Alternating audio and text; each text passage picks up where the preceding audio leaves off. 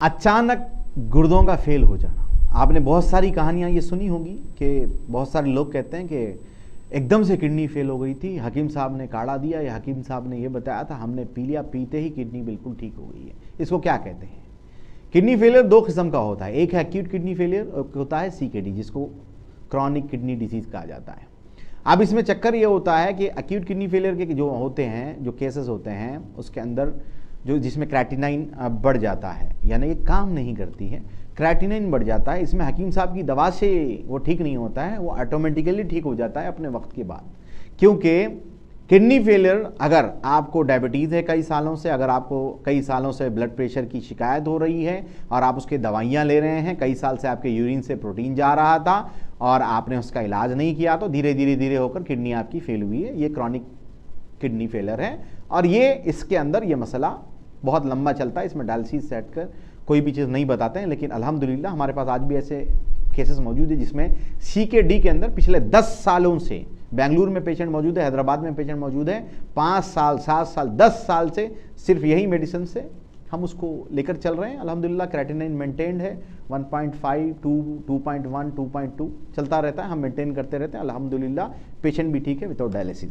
अब इसके हटकर जो है ना, दूसरी चीज़ जो है ना, अब जो मैं आपसे कह रहा था कि अचानक किडनी का फेल हो जाना, अचानक गुर्दों का फेल हो जाना क्यों होता है, इसके पीछे एक अंडरलाइंग कॉज होता है। वो क्या होता है? कई केसेस के अंदर या तो पेशेंट बहुत ज़्यादा डिहाइड्रेट हो गया है, यानी कि जिस्म से उसका मुकम्मल तौर पर पानी चला गया है और इसकी वजह से सीरम क्रेटिनाइन हाई बता रहा है और डॉक्टर ने बोला कि किडनी ख़राब हो गई है। उसके बाद जैसे जैसे हाइड्रेट होगा धीरे धीरे वो रिकवर कर जाएगा बिना किसी चीज़ के या बिना किसी किडनी की दवाई के या किसी भी काढ़े के। अब इसके बाद दूसरा जो मसला आता है वो आता है, मेरे पास भी ऐसे केसेस आते हैं, पेशेंट को लेकर आते हैं कि एकदम से सर क्रेटिनाइन 3.5 हो गया, 4 हो गया, डॉक्टर ने बोला कि अभी डायलिसिस करेंगे, इसके बाद जो है ना फिर देखेंगे। तो मैं बोलता हूँ हुआ क्या, ये बताइए मुझे। तो वो कहते हैं कि ये मैं बोलूँगा ऐसा नहीं है। अगर पेशेंट को ब्लड प्रेशर नहीं है, अगर पेशेंट को शुगर नहीं, कई केसेस में क्या होता है ब्लड प्रेशर पता नहीं चलता है और किडनी जो है ना वो फेल करने के बाद पता हो, लेकिन इसके अंदर भी ब्लड प्रेशर का हाथ होता है। लेकिन कई केसेस में ना BP होता है ना शुगर होता है, लेकिन एकदम से क्रेटिनाइन हाई बताता है, तो मैं बोलता हूँ किडनी में स्टोन होगा, ब्लॉकेज होगा, ब्लॉकेज की वजह से यूरिन रिफ्लेक्स हुआ है, इसी वजह से ये प्रॉब्लम हुई है और इसीलिए क्रेटिनाइन बढ़ा हुआ बता रहा है। जैसे ही स्टोन चला जाएगा वो ठीक होगा। ऐसे केसेस भी है जिनको मैंने किडनी स्टोन की दवा दी, उसके बाद क्रेटिनाइन नीचे आ गया। तो बताने का मकसद ये होता है नाज़रीन इकराम के अगर कोई ब्लॉकेज है, कई केसेस के अंदर हमारे पास आते हैं यूरिन ब्लॉक हो जाता है। अब ब्लॉक जो यूरिन का जो ब्लॉकेज वाला मसला होता है वो स्ट्रक्चरल यूरेथ्रा में भी ये प्रॉब्लम होती है। कई लोगों को प्रोस्टेट की वजह से भी क्रेटिनाइन हाई दिखाता है, प्रोस्टेट बढ़ जाने के। जैसे ही प्रोस्टेट ठीक होने लग जाता है तो ऑटोमेटिकली तमाम मामला ठीक हो जाता है। तो इसीलिए हमेशा ये बात याद रखिएगा, कई लोग इस गलतफहमी में मुब्तला होते हैं कि फलाने हकीम साहब की दवा ली थी या फलाने डॉक्टर साहब की दवा ली थी, जैसे ही उन्होंने दवा दी एकदम से पेशेंट जो है वो ठीक हो गया।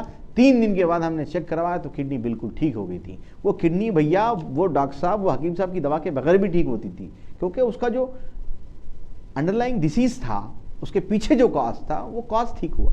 तो कॉज ढूंढने का कभी भी याद रखिएगा, एकदम से क्रेटिनाइन बढ़ा है घबराना नहीं है। 2-3 चीज़ें हैं, जैसे कि किडनी स्टोन आया है क्या, इसकी वजह से हुआ है क्या, प्रोस्टेट की प्रॉब्लम हुई है क्या, स्ट्रक्चरल यूरेथ्रा की प्रॉब्लम हुई क्या, ये तमाम चीज़ें देख लीजिएगा। यूरिन रुका हुआ है, क्यों रुका हुआ है, ये चीज़ें देखेंगे तो फिर आप इस मामले से बाहर आएंगे। वरना ऐसे ही काढ़े पीते हुए तमाम मामलात ख़राब करते हुए घूमेंगे, फिर दिक्कत हो जाएगी। इसका खास ख्याल रखें। ऐसा कोई मसला हो तो आप एक अच्छे डॉक्टर से या क्वालिफाइड हकीम से ज़रूर राबता करिएगा, तो उसी के हिसाब से उसका इलाज होगा। अगर डिहाइड्रेशन की वजह से हुआ है तो पानी का इस्तेमाल करवाना। अगर यानी कि पोषण जो पेशेंट है उसको मोशंस लग रहे हैं, दस्त लगे हुए हैं और बहुत ही ज़्यादा डायरिया हो गया, तो डायरिया रुकने तक तब तक ये मामला ठीक नहीं हुआ, डायरिया रोकने की दवा दी जाए।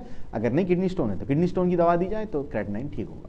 ये था मामला। डायरिया अगर हो रहा है तो डायरिया की बहुत सारी अदवायात आती है, यूनानी में हब्बे पेंच के नाम से आती है, क्लासिकल मेडिकेशन है, बहुत अच्छा काम करती है, वो आप ले सकते हैं। अगर नहीं किडनी स्टोन है तो जामुन का शहद का इस्तेमाल कर सकते हैं, बार्ली का विनेगर का इस्तेमाल कर सकते हैं, बहुत फ़ायदा हुआ इंशाल्लाह। उम्मीद आपके जो डाउट थे एकदम से अचानक से किडनी का ख़राब हो जाना, गुर्दों का फेल हो जाना, आपको ये सारे मसाइल समझ में आ गए होंगे।